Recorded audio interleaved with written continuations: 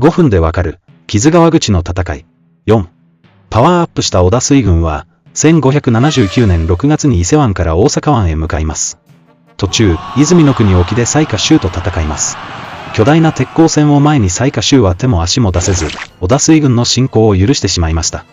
織田水軍は7月に堺に到達し、毛利水軍との戦闘態勢を整えました。11月、毛利水軍は木津川口に向かいます。織田水軍も木津川口に向かい、両者は再び相まみえることになりました。毛利水軍数百隻 VS 織田水軍6隻の戦いが始まりました。